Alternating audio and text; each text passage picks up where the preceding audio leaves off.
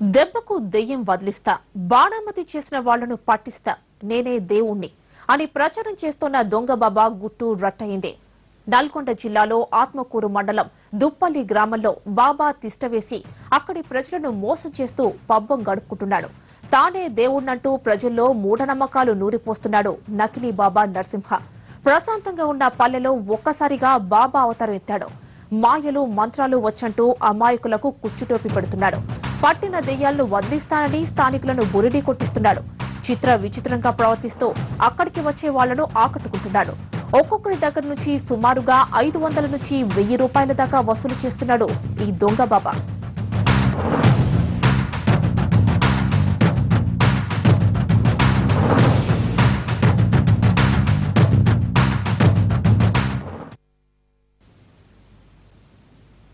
బాబాకు కొంతమంది అనుచరులున్నారు. వీళ్ల ద్వారా తన గురించి గొప్పగా చెప్పించుకుంటుంటాడు.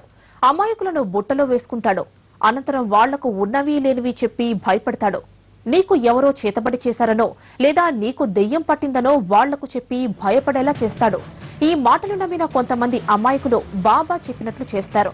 తమ దగ్గరున్న డబ్బులన్నీ ఈ కేటుగాడికి సమర్పించుకుంటున్నారు.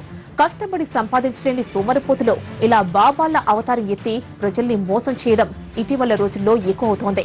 ఇలాంటి వారిపై కఠిన చర్యలు తీసుకోవాల్సిన అవసరం ఉందని అభిప్రాయం వ్యక్తమవుతోంది.